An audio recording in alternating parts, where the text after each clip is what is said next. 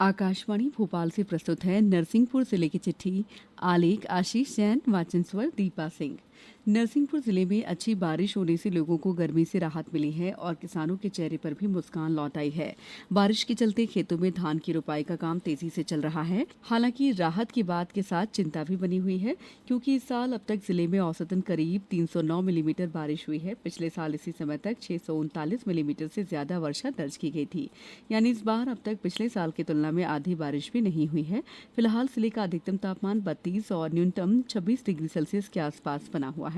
बारिश के मौसम में गांवों को साफ सुथरा रखने पर भी प्रशासन खास ध्यान दे रहा है। इसी कड़ी में स्वच्छ भारत मिशन के तहत नरसिंहपुर, कोटेगांव और करेली में ग्राम पंचायतों के प्रतिनिधियों और स्वच्छता कर्मियों का प्रशिक्षण कराया गया। इसमें घर घर कचरा संग्रह, गीले सूखे कचरे को अलग करने और उसके वैज्ञानिक तरीके से निपटान की जानकारी दी गई। जिला पंचायत के अधिकारियों ने सभी पंचायतों को ठोस अपशिष्ट प्रबंधन के नियमों की पूरी तरह पालन करने के निर्देश दिए। स्वास्थ्य से जुड़ी एक अहम खबर कोटेगांव से है। यहाँ प्रदेश के पंचायत एवं ग्रामीण विकास मंत्री प्रहलाद सिंह पटेल ने राष्ट्रीय पल्स पोलियो अभियान की शुरुआत की। उन्होंने 5 साल तक के बच्चों को पोलियो की दवा पिलाकर अभियान का शुभारंभ किया। उन्होंने सभी अभिभावकों से अपने बच्चों को नजदीकी पोलियो बूथ पर ले जाकर पोलियो की 2 बूंद पिलाने की अपील की। दूसरी तरफ किसानों के लिए एक अच्छी खबर है। जिले में ग्रीष्मकालीन मूंग और उड़द की फसल की समर्थन मूल्य पर खरीदी लगातार जारी है। ये खरीदी 10 अगस्त तक चलेगी। जिले के करीब 48,000 किसानों ने मूंग की फसल का पंजीयन कराया है। किसानों की सुविधा के लिए 23 खरीदी केंद्र बनाए गए हैं, जहां समर्थन मूल्य पर उपज खरीदी जा रही है। इससे किसानों को अपनी उपज का उचित दाम मिलेगा। अब बात पर्यावरण और वन्य जीव संरक्षण की। विश्व बाघ दिवस के मौके पर वीरांगना दुर्गावती टाइगर रिजर्व ने नरसिंहपुर के पीएम श्री MLB स्कूल में शर्ट पेंटिंग प्रतियोगिता आयोजित की। जिले के 10 स्कूलों के 156 छात्र छात्राओं ने इसमें भाग लिया। वन विभाग ने सभी प्रतिभागियों को व्हाइट टी शर्ट दी, जिन पर बच्चों ने बाघ और दूसरे वन्य जीवों के सुंदर चित्र बनाए।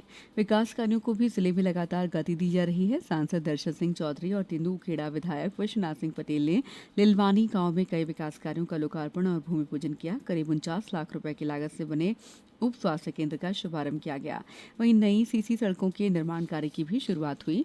स्वास्थ्य सुविधाओं को बेहतर बनाने के लिए गाडरवारा में रोगी कल्याण समिति की बैठक भी आयोजित की गई।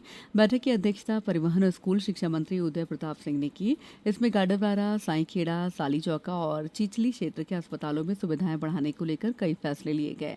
जल संरक्षण के क्षेत्र में भी नरसिंहपुर जिले ने मिसाल पेश की है। जिले के 171 सरकारी स्कूलों में रूफटॉप हार्वेस्टिंग सिस्टम लगाए गए हैं। ये काम जल गंगा संवर्धन अभियान के तहत किया गया है।